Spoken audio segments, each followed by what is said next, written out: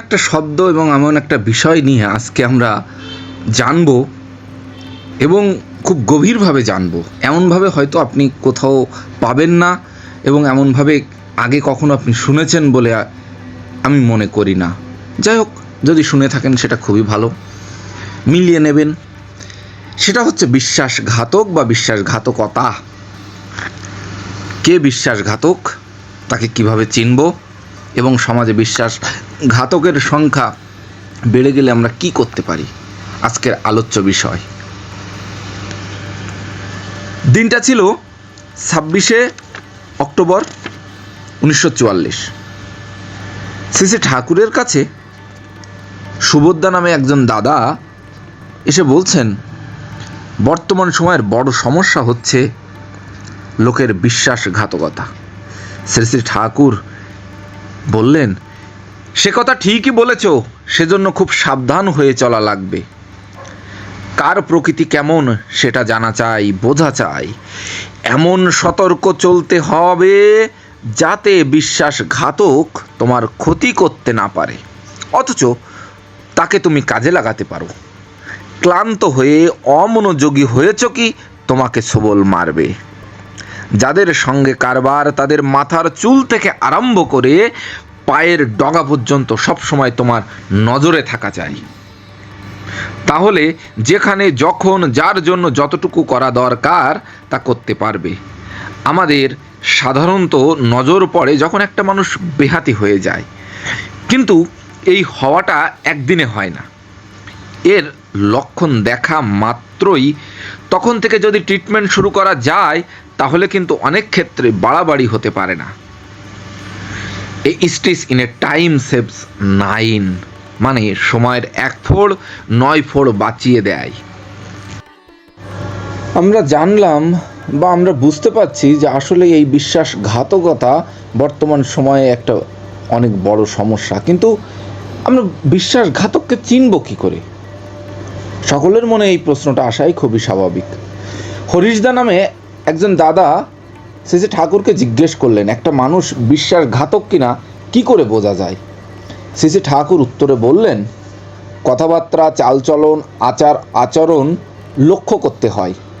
দেখতে হয় মানুষটা শ্রদ্ধা প্রবল না ইনফিরিয়রিটি মানে হীনমন্যতা প্রবল, মানে মানুষটা শ্রদ্ধার প্রবল নাকি হীনমন্যতা প্রবল, মানে তার ভিতরে শ্রদ্ধাটার ভাগ বেশি নাকি হীনমন্যতার ভাগটা বেশি, কৃতজ্ঞতা ও সন্তোষ বেশি না অনুরাগ, অভিযোগ ও অসন্তোষ বেশি, শোয়েবে অন্যের সংশোধনে তৎপর নাকি দোষের কথা বলে লোকের সামনে হেয় করতে ব্যস্ত, কেউ ভালো আছে দেখলে সুখী হয় নাকি ঈর্ষান্বিত হয়, অন্যকে বাহাদুরি দেয় নাকি নিজের বাহাদুরির কথাই বলে, অন্যের সুখ সুবিধা করে নাকি নিজের সুখ সুবিধা চায়, নাকি নিজের সুখ সুবিধার খাতিরে বেপরোয়াভাবে অন্যের স্বার্থ ব্যাহত করতে পারে, উপকারীর দুঃখ বিপদের সময় তার পাশে এসে দাঁড়ায় নাকি পাশ কাটিয়ে যায়।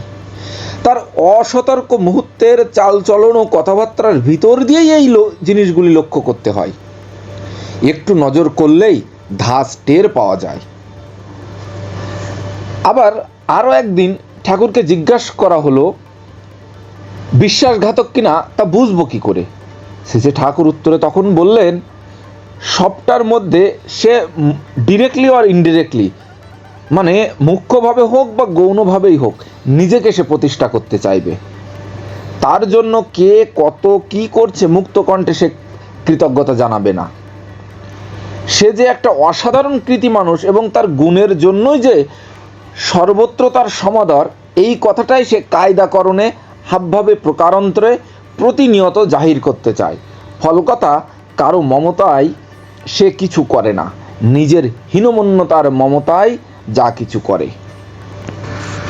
তাহলে এখন লাখ টাকার প্রশ্ন এসে দাঁড়ায় যে সমাজে যদি এই বিশ্বাসঘাতক যারা তাদের সংখ্যা বেড়ে যায় তখন আমাদের কি করা উচিত? শ্রী ঠাকুরের সামনেও এই বিষয়টা এসেছিল। দিনটা ছিল 15ই অক্টোবর 1943 সালের কথা। ইতোমধ্যেই ঋত্বিক অধিবেশন উপলক্ষে সিরাজউদ্দৌলা ও সীতারাম এই দুটি যাত্রাপালা অভিনয় হয়ে গেছে। সেই প্রসঙ্গেই কথা উঠতে শ্রী ঠাকুর বললেন, জাতির ভিতর বিশ্বাসঘাতকের সংখ্যা যখন বেড়ে যায় তখন কিছু গড়ে তোলা খুব কঠিন ব্যাপার হয়ে দাঁড়ায়। তখন পাশে ছিলেন শরৎদা, মানে শরৎ হালদার দা। তিনি ঠাকুরকে জিজ্ঞেস করলেন, অবস্থা যখন এমনতর হয়ে দাঁড়ায় তখন আমাদের করণীয় কি? শ্রী ঠাকুর উত্তরে বললেন, তাদের প্রকৃতি জেনে শুনে সজাগ থেকে শুভার্থে যতটুকু কাজে লাগানো যায় তা লাগাতে হবে, কিন্তু তাদের উপর নির্ভর করা চলবে না। তাদের দিয়ে ভালো যারা, তারা আবার যাতে কন্টামিনেটেড মানে সংক্রামিত না হয় সেদিকে কড়া নজর রাখতে হবে। আপনি তাদের সন্দেহের চোখে দেখেন এটা কিন্তু কখনো বুঝতে দেবেন না। সব সত্ত্বেও তাদের ভালোই বাসবেন এবং ভালো যাতে হয় তাই করবেন, মন্দকে সমর্থন না করে। শরৎদা তখন বললেন, দোষের সঙ্গে অসহযোগিতা করব অথচ দোষীকে ভালোবাসবো, এ কেমন করে সম্ভব হয়? বুঝতে পারি না। শ্রী শ্রী ঠাকুর বললেন, বাড়ির কারোর যদি কোনো সংক্রামক ব্যাধি হয় তাহলে তাকে সুস্থ করে তোলার জন্য কি করেন সেটা ভাবলেই হয়। কারোর সত্তার সঙ্গে আমাদের বিরোধ নেই, বিরোধ আছে তার সেই প্রবৃত্তির সঙ্গে যা স্বপরিবেশ তাকে বিনাশের পথে নিয়ে যায়। সে বিরোধ যদি না থাকে তাহলে বোঝা যাবে আমরা তাকে বা কাউকে ভালোবাসি না। ভালোবাসা কখনো চায় না যে প্রিয়ের ক্ষতি হোক। সকলে ভালো থাকবেন, নতুন একটা পর্ব আসবে সেই আশাবাদ ব্যক্ত রেখে এবং আপনাদের দেখবার আমন্ত্রণ জানিয়ে আজকের মতো এখানেই শেষ করছি। জয় গুরু।